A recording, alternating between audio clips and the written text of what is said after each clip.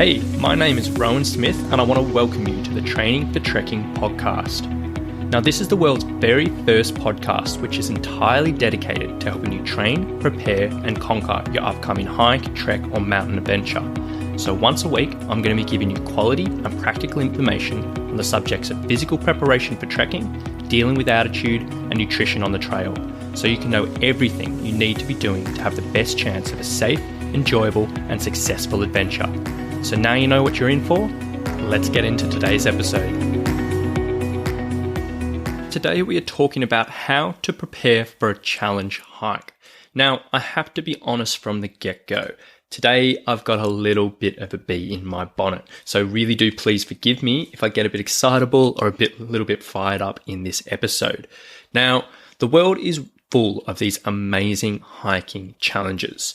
Things like doing 50 kilometers in 24 hours or 100 kilometers in 48 hours or literally any other variation of this. Now, to be clear, I love these. They're a great challenge to set yourself. They're really amazing at building community and close friendships. And of course, they raise a huge amount of money every year for all of these thousands and thousands of charities around the world. So in absolutely no way am I against these, and I'm all for it if you want to do it.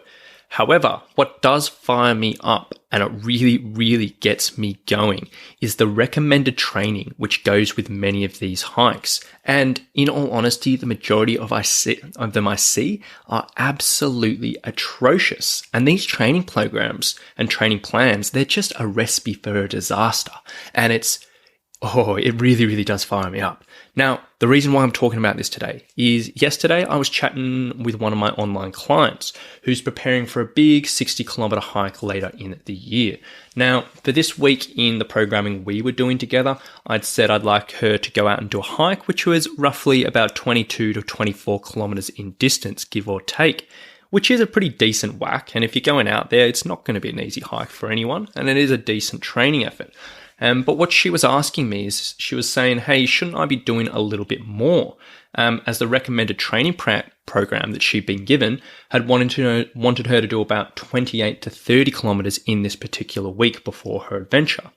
So she sent this plan over to me to have a look at. And in all honesty, I was astonished, and my jaw literally dropped, because at first glance, the program looked all right. There was progressive overload, meaning it got harder week by week by week. It covered your trek training, it covered your hike training, it covered, did a little bit of interval work and a few bits and pieces. But when you actually looked at the numbers, the amount of kilometers and the amount of time they were asking people to do week by week in their training was phenomenal. And the sheer amount of training they were wanting people to do on their feet was literally a recipe for injury. Now, this is the final 3 weeks of proper training before they led into their hike. And 3 weeks out before the hike, they were wanting someone to do 40-kilometer hike, 2.5 hour hiking workouts, and 90 minutes of intervals. So that's going to be 17 hours of training, if not more, depending on how much you hike. Then the next week, it was 44-kilometer hike and another 2.5 hour hiking workouts, and then 90 minutes of intervals. And then the next one was a 46-kilometer hike and then 2 3-hour hiking workouts and 90 minutes of intervals. And in all honesty, I might be crazy. Maybe I underestimate many people, because a lot of the hikers and trekkers that I work with are dealing with things like foot pain, knee pain, and lower back pain. And we want to be careful with that when it comes to prescribing hiking distances. But even for anyone else, that just seems way too much for me. And in all honesty, if I tried to do that myself, who's relatively fit, who doesn't have any major issues or injuries or anything like that, I would be absolutely shattered. My knees would be in bits, and not to mention, there wouldn't be anything in my life aside from training. So I'm not trying to rag on this particular trek exclusively, because I see stuff like this all the time. And when I think about it, it's my kind of sneaking suspicion that these training programs are used as almost a type of insurance for the organizers. And in my opinion, this type of training is about impossible for about 90% of people out there to actually stick to and do week to week. But if people fail on these challenge hikes and they're disappointed, and they might say, hey, why didn't I succeed? Why was it so hard? Or something like that. The organizers can point to the training program and ask the person if they stunk to it. And then never mind that it's completely unrealistic. Simply you failed because you didn't do what we recommended. Or at least, that sort of is what I think it might be all about. It could not be. I might just be getting up on my high horse here, but in all honesty, you can tell I'm not a huge fan of this approach. And anyway, I might be crazy. And maybe you are a hiker who loves a good challenge hike, who regularly completes the recommended training loads and finds no issues with it. If so, please, I would love if you could email me, because I genuinely would love to hear a little bit more about that. And alternatively, if you're someone who've tried to do some type of training program like this leading into a challenge hike and you haven't been able to do it and you've run into issues, again, I would love to hear from you and just hear a little bit more details about it. But anyway, if you're not actually in this boat and it's not realistic for you and you've got this challenge hike coming up and you really want to prepare, but you're like, my gosh, how am I going to do this training? I want to share today my thoughts on how the best way is to prepare for these types of challenge hikes. So here we go. Now, to start with is your hike training or your trek training. So this is obviously getting time under your boots, under your feet, hitting the trail, getting those kilometers, building that aerobic fitness, building that muscular endurance, getting the body ready for these demands. Now, the end goal here, in my eyes, is to be able to comfortably hike about half the challenge hike's distance 2 weeks before the event. Now, the key here is the word comfortable. If you get to this stage 2 weeks out, and you do half the distance of your upcoming hike, and it really feels like it's pushing the limits of your endurance, you've probably gone somewhere wrong in your training. And so the way to avoid this and avoid getting into this situation is make sure you have a really, really slow and steady build up in distance and hiking time week by week by week leading up into this second week. So you're not having these massive jumps in distance each week, and you're not really just pushing the limits of your endurance each week, but you're pretty comfortable week by week by week.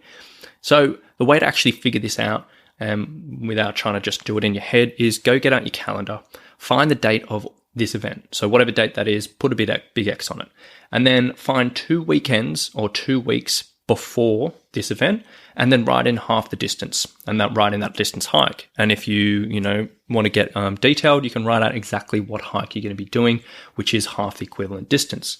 And then you're literally going to work backwards from then until now, and you're going to schedule in roughly every weekend you think you'll be available to train to hike. So obviously if you're away on holidays, if you've got events coming up and other things coming up, you're not going to be able to hike on these weekends. So you've got to be realistic, and you're going to know this from the get-go. And you're going to schedule in all the dates that you know you will be able to train. And then from there, you've got to figure out what distances you need to do each time. So you just need to work backwards and just fill them all in, just making sure you haven't got a massive jump from week to week. Now, on top of this, if you are planning on hiking every single week in your training, you need to schedule shorter recovery hikes every 4 weeks, because it is seriously impractical to think you can safely progress and increase your distance every single week without putting yourself at a risk of injury or an unnecessary risk of injury.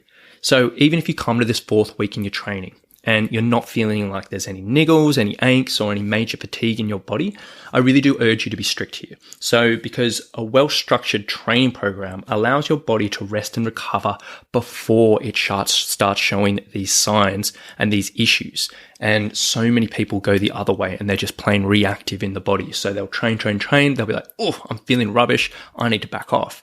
But if you train, back off, and then train, and back off, and you never get to that stage where the body's absolutely run down and ruined, that is an amazing training program, and I really urge you to be strict with this. Now, in these weeks, I don't say not do absolutely nothing, not to do nothing, but what you want to be doing is just something that's a little bit nicer and a little bit less impactful on the body. So it might be a shorter hike. So it might be going down from a 20-kilometer hike to a 10-kilometer hike, or going down from a 15-kilometer down to a 6-kilometer, something that's really, really easy and super, super nice on the body. Alternatively, if you want to keep up the time and we really want to commit to a bigger training session, you want to do something that's off your feet. So something either cycling or on the cross trainer at the gym, or swimming or something like that. And they're all really good alternatives. But whatever you do, that 4th session, if you are training every single week, I highly recommend you have a recovery session. Now, once you've got all your hike training sorted, is your strength training. Now, I always talk about strength training on this podcast, so I'm not going to go into too much detail here. But when you look at these recommended training programs, or at least all the ones that I've seen, is all I basically see are squats, lunges, crunches, push-ups, dips, and planks. Now, these exercises are super simple for anyone to use, anyone to do, but all they do in their training program is each week they just increase the number of repetitions. So week 1, you might be doing 10 reps of everything. Week 12, you might be doing 50 reps of everything or something like that. And in all honesty, this is just not a good use of your time. This is not a good way to progress your training. And there's so many better ways and even easier ways of improving your strength, improving your injury, improving your resilience and all of that good stuff without going down this line. And I have no idea why it's always recommended, but I highly recommend when you're preparing for these challenge hikes to do 1 to 2 strength training sessions a week of anywhere from 30 to 45 minutes. If you want to know what this looks like, I've gone into detail on other episodes, so you can check it out there, or if not, reach out to me and I can give you a little bit of extra direction. But that's all I'm going to say on strength training today. Now, the next one I want to talk about is your extra conditioning sessions through the week. Because let's face it, we all have lives, we all have family, we all have jobs and all of that. So trying to find time during the week to go out and do multiple hours of training at one time is just not practical. So if you're being asked to do 2-hour hikes a couple of times a week, I just don't think that's going to happen in your Monday to Friday if you have another life. Like, the only exception here is if you use this as part of your actual socializing, and if you really enjoy meeting up with friends or social groups and going out for shorter hikes and walks during the week. Like, if that's you, ignore this, because that's an amazing thing to do and go for it if you love that. But if not, and you're not in this situation, during the week, you do not need to be doing conditioning sessions of more than an hour. It really just is not necessary if you're doing the right things. Now, depending on how your week looks like, I usually recommend trying to fit in 1 to 2 extra conditioning sessions in the week. Now, sometimes people like to do up to 3, which is fine, but I don't really find it strictly necessary. Some people just like to be busy. Now, in these sessions, you basically want to be exposing the body to some extra stimulus and intensity more than it would be exposed on a normal hike. So you're not just walking at a hiking pace, you're not just going out and getting kilometers under your shoes, but you're just upping the intensity a little bit. Now, what I don't mean like HIIT sessions here, where going into a gym absolutely flogging yourself. Again, I see this recommended all the time, but if you've been listening to this podcast before, you know I'm not a huge fan of HIIT. But instead, some really great recommendations here, which I use all the time for my clients, include loaded pack walking. Even if you're not having a heavy pack on this challenge hike, training with a heavy pack is going to be really beneficial, particularly in these shorter sessions. And that's simply loading up a pack, going around your local neighborhood for 40 to 60 minutes, something like that. Doing hill sessions, doing stair sessions, doing gym cardio sessions on like the cycle or the rower or the elliptical or the sled or something like that. Swimming, or even group exercise classes. They're not my favorite, but if you're doing a step class or a cycle class, they can be pretty good. If you are doing 2 of these sessions a week, I would probably recommend trying to do one of these as off-feet conditioning. So meaning something which you're not particularly stressing out your feet, because again, I might be just leaning on the side of caution a little bit too much, but I think you want to be careful of how much work you're doing on your feet. And for the majority of hikers out there, definitely not all of them, but doing 3-4 sessions a week on your feet when you're just pounding the feet, going up and down stairs or hiking or whatever, it's probably eventually going to grind you down a bit. You know, not everyone, but I think there's better ways. So for me, I like to fit in 1 session a week as off-feet conditioning. So this is on the bike, whether it's outdoors or in the gym, on the elliptical, swimming, pool running, whatever. But something that's just a little bit nicer on your joints, but can still develop that aerobic fitness and that muscular endurance. Now, the only other point on these is these sessions, you probably want to switch them up every, say, 3 to 4 weeks. So if you're doing stair sessions and loaded pack walking each week, maybe after 4 weeks, swap the stairs for some hills. And for the loaded pack walking, increase the weight in the pack, or something like that. Just ensure that you're regularly progressing these workouts and not simply just doing the same thing every single week, because it's not incredibly effective. And then finally, recovery sessions. So on your off days, you probably want to be doing some type of recovery.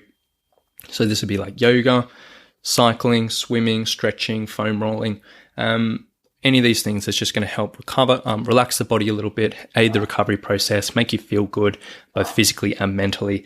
And it can also be great on these days to fit in a casual 30-minute walk here and there. Now, those little bits of walking that aren't strenuous do add up, and I definitely recommend you do that. So all in all, a sort of perfect week would look like one long hike, which gets longer every week, 1 to 2 strength sessions of 30 to 45 minutes, and then 1 to 2 extra conditioning sessions of probably 45 to 60 minutes. And then on your off day is just a little bit of light active recovery. In all honesty, I think that's pretty feasible for most people. And there will be exceptions where you're super busy and you won't be able to fit even that much. But that's a really, really good thing to aim for.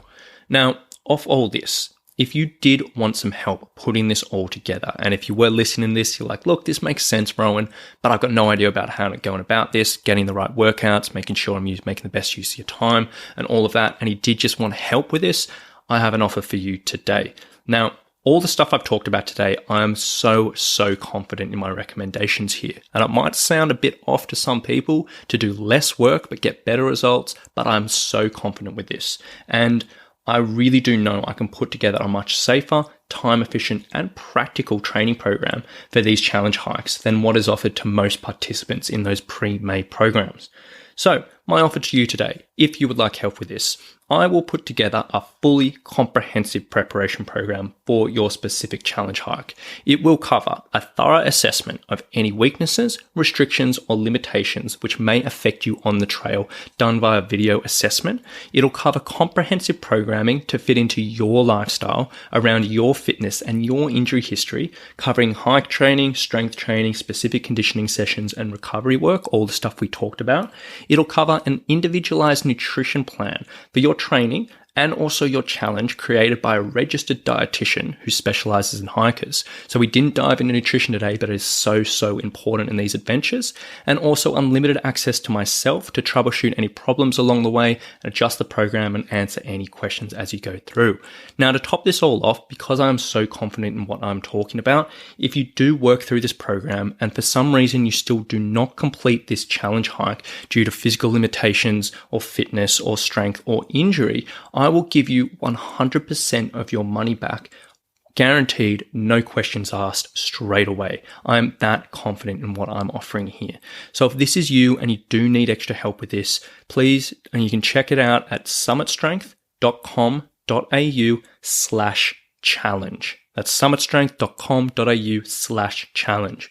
You'll find a video and an application form. Fill out the form. I'll be in contact and talk you through all the details. So on that note, I'm going to leave it there today, guys. I really do hope you've enjoyed this today. Thank you for bearing with me as I got a little bit passionate and fired up because this is a subject which really does get me going. But I appreciate you listening. I hope you've enjoyed it. As always, any questions, reach out to me. But if not, have a lovely day and we'll talk to you very soon.